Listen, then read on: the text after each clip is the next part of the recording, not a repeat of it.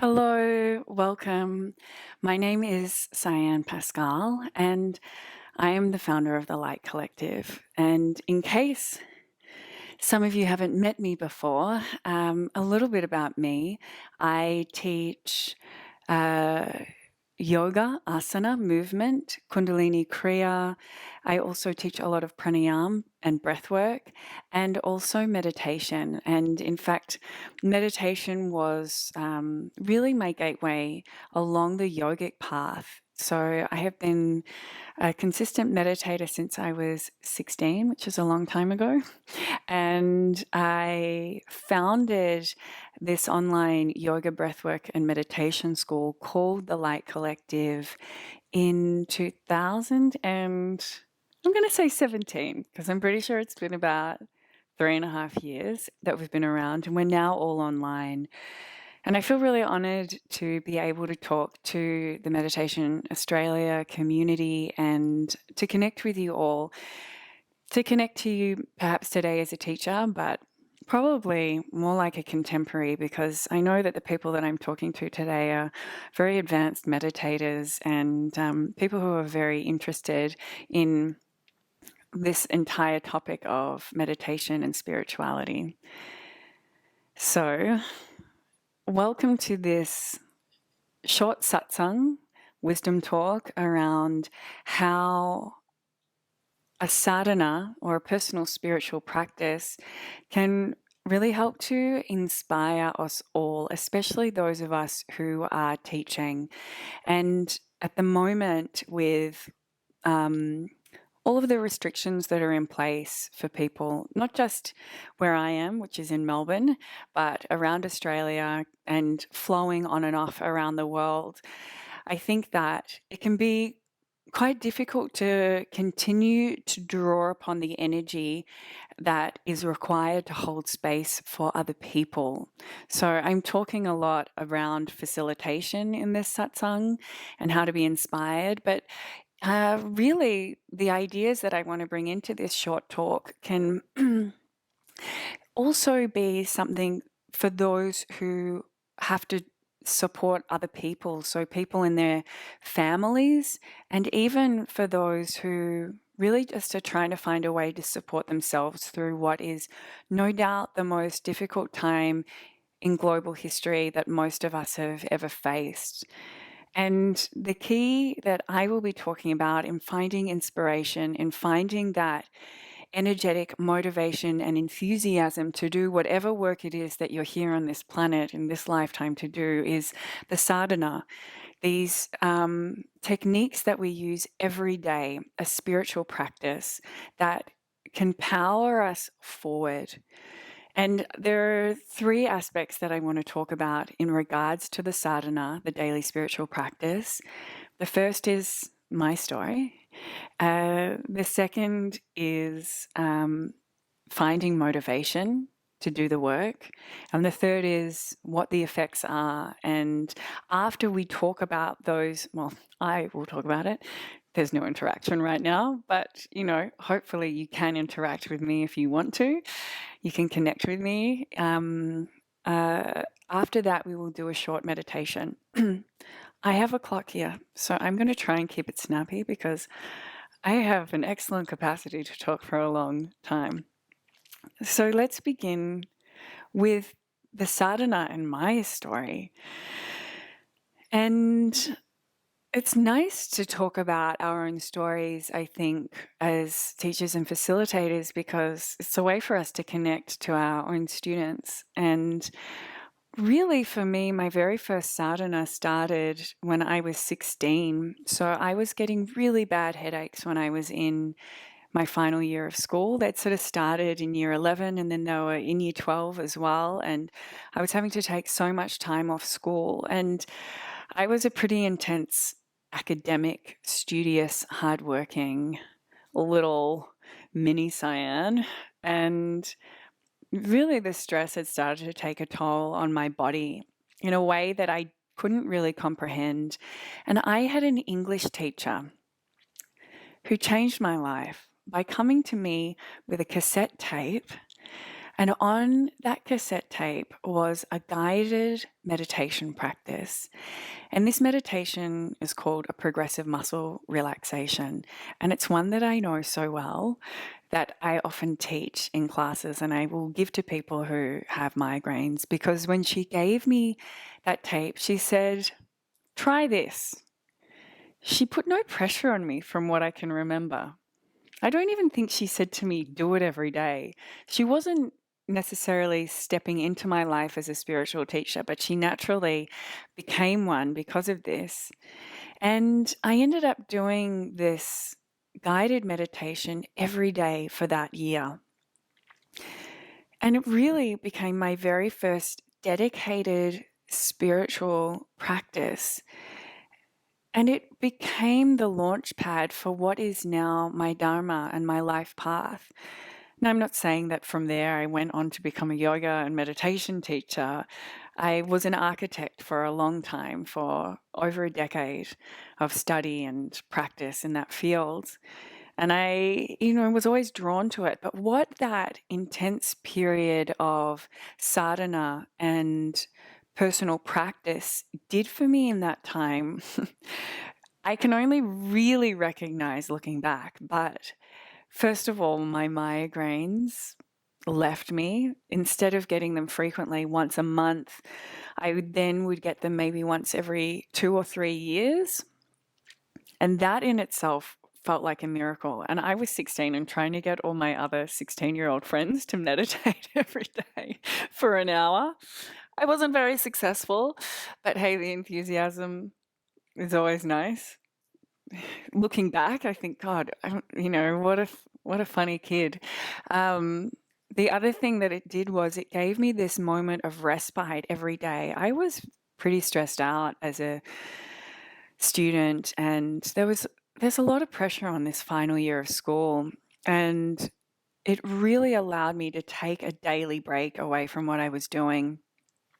And also on top of that, it connected me very deeply and very consistently to a part of myself, a spirituality, and also my energetic body, pranamaya kosha, in a way that brought a really great sensitivity that I've carried through me my whole life. So I really connected to my energetic body through that journey as a 16-year-old. Now, after that year, I did consistently meditate, but not every single day and not using that tape all the time. But that was kind of my first chunk as a yogi, really.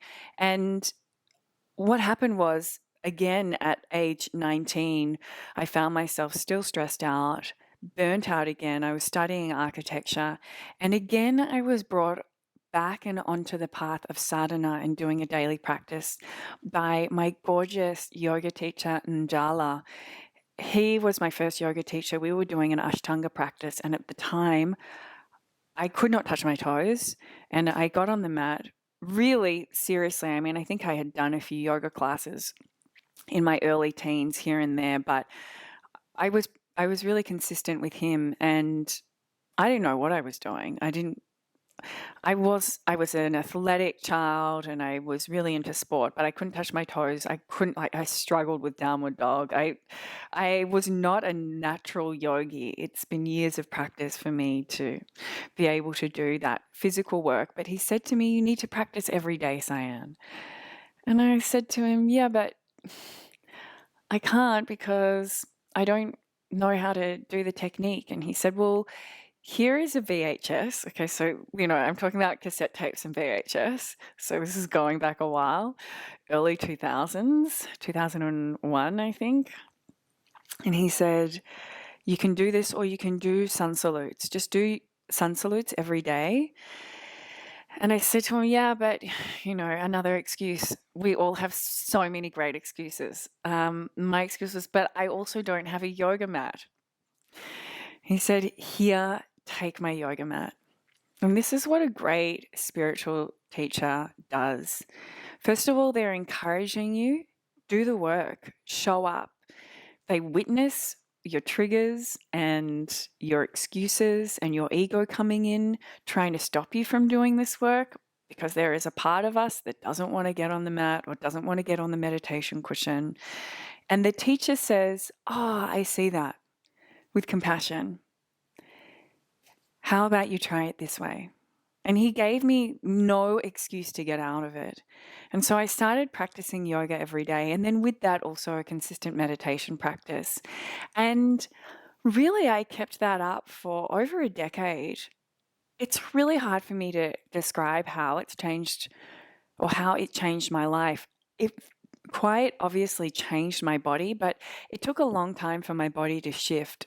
I would say I became an advanced practitioner after about 8 or 9 years.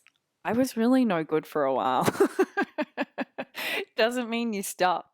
And when you see that in people who you're holding space for when they're ready to give up, you have to be the one that says, "Hey, it's not about what it looks like. It's about showing up for yourself." And I was really consistent for a long time. And this takes me to the third part of the story. And this is really, for me, what was a real eye-opener. After all of those years of practice, maybe 12 or 13 years, I became a yoga teacher. I started teaching, and what was the first thing that got lost? My own practice. And I see it all the time.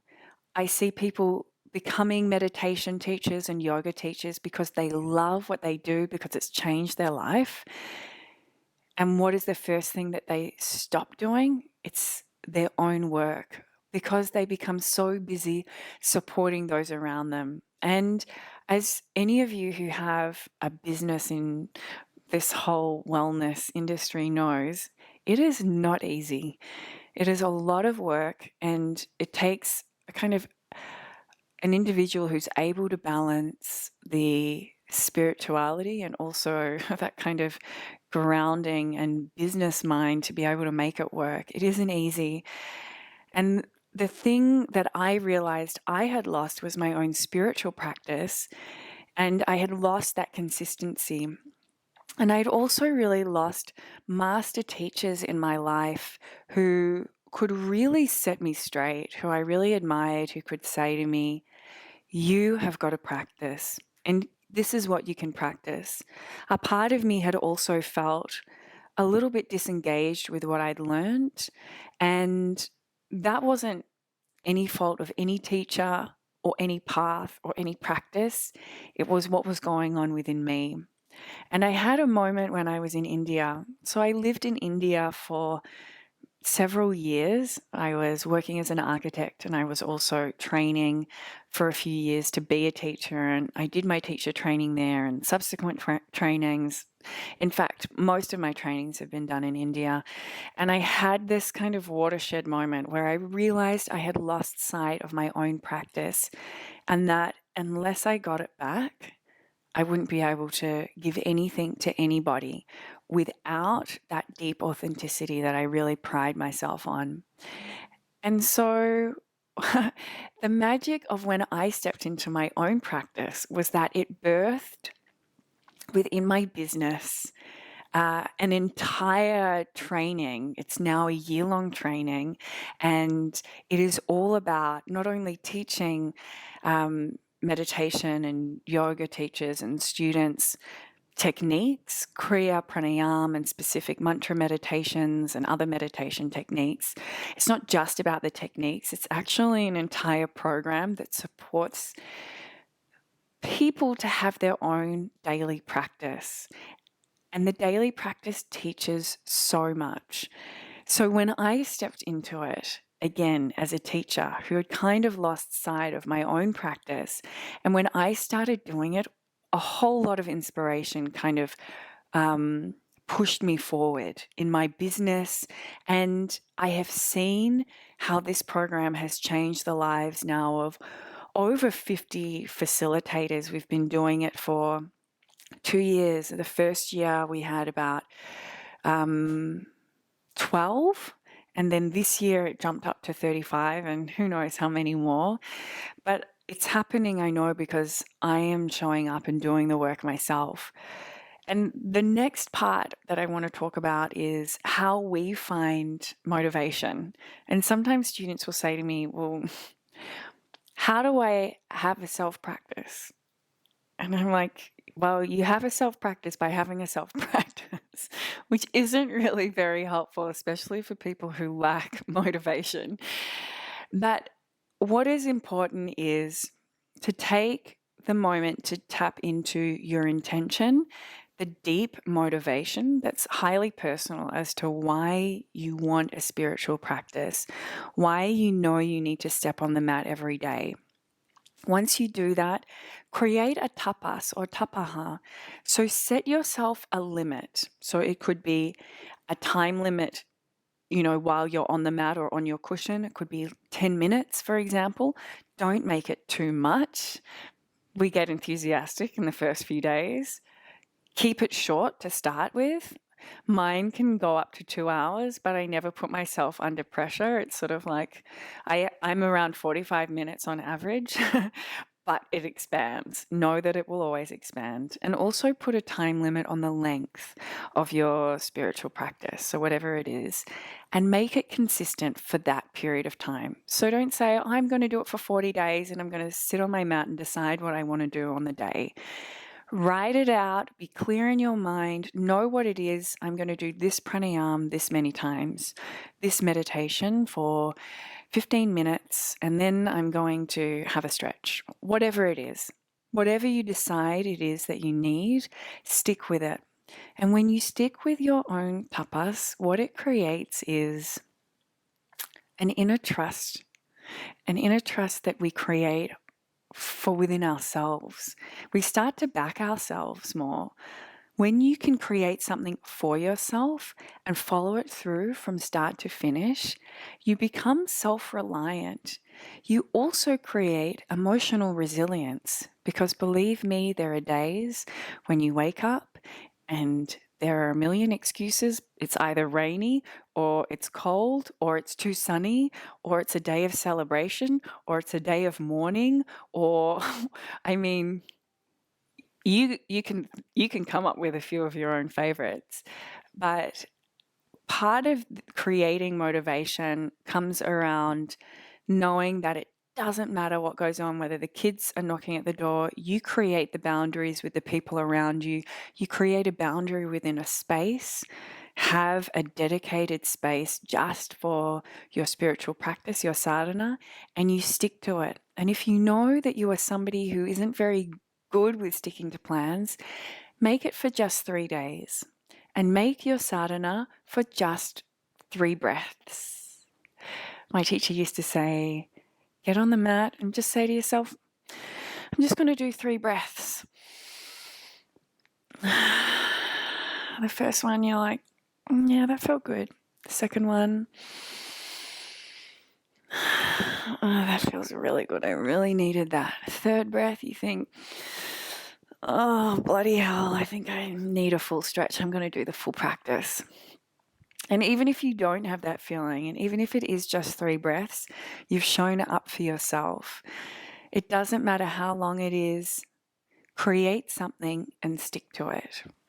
Now, the last thing, we're going to have a very short meditation because I've talked a lot, is what are the effects?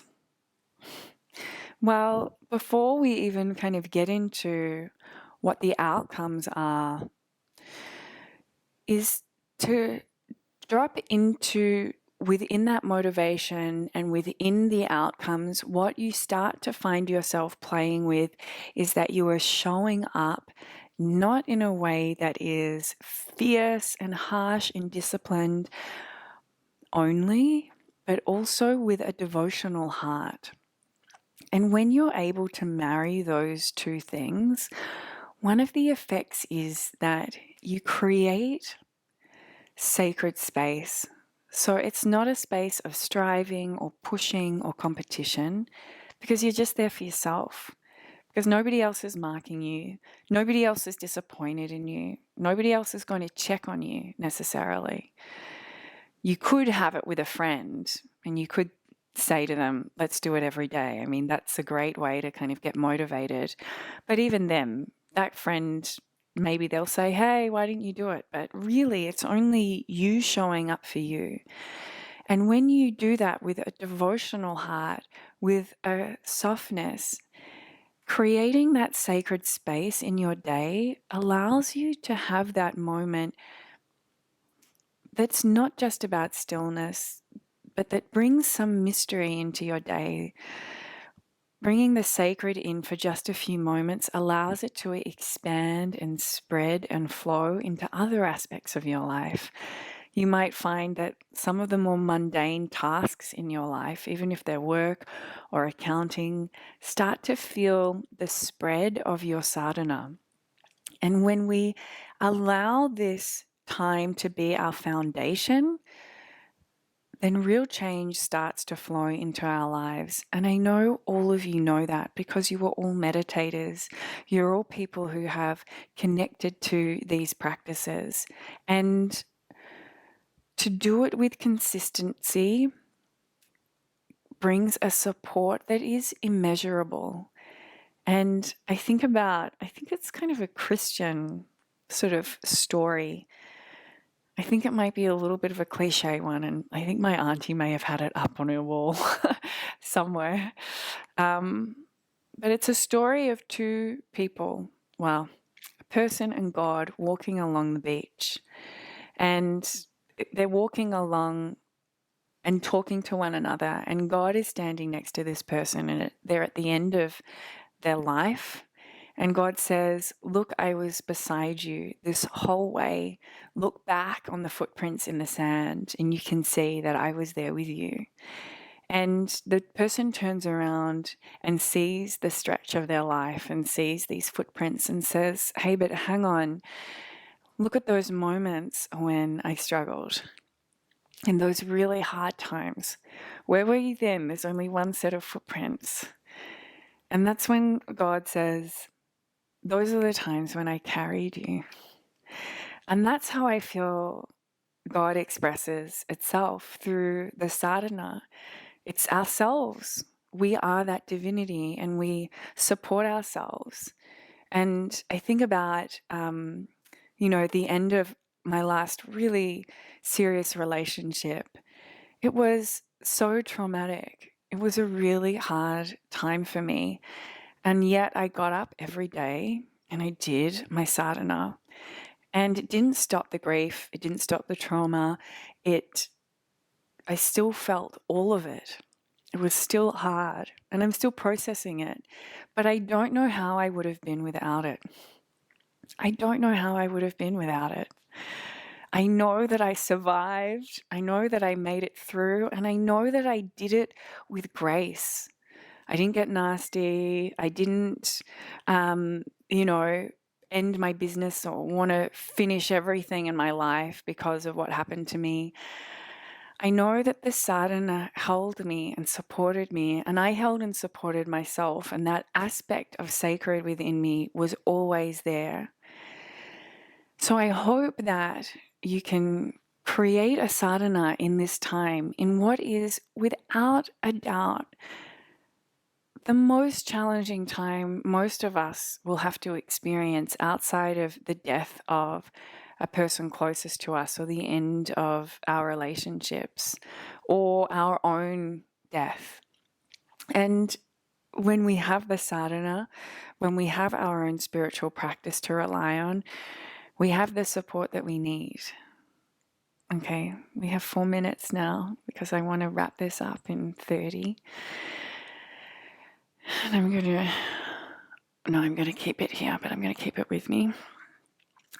I'm going to invite you to find some comfortable position, whether it's seated or lying. And begin with a deep breath in the nose and out of the mouth.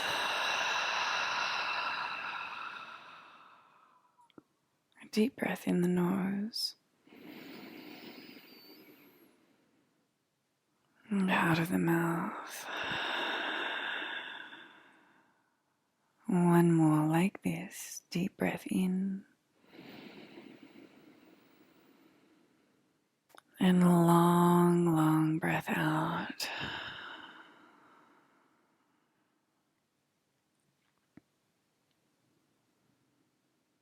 And for these few moments of stillness, I invite you to keep your focus on the breath itself.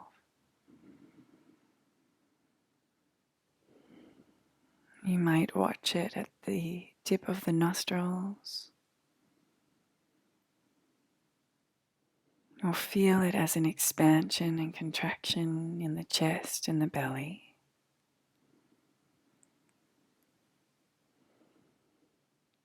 Let the breath focus your mind into presence.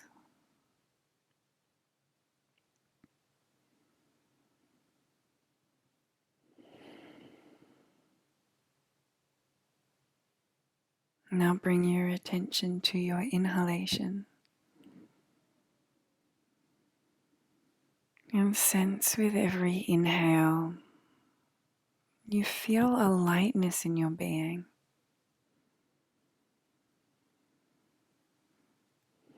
An energy that pours into your body through the breath, naturally, without effort, with an ease. Focus on your inhalation.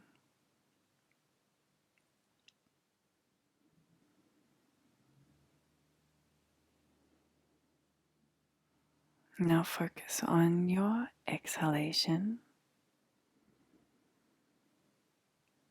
and watch how your body softens and drops with every exhale.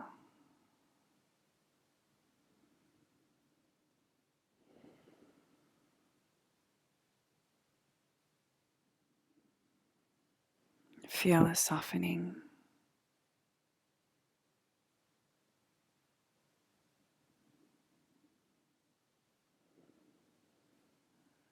And notice how after just a few moments of focusing on your breath, you can play between a softening and a surrender, and an awakening and a lightness,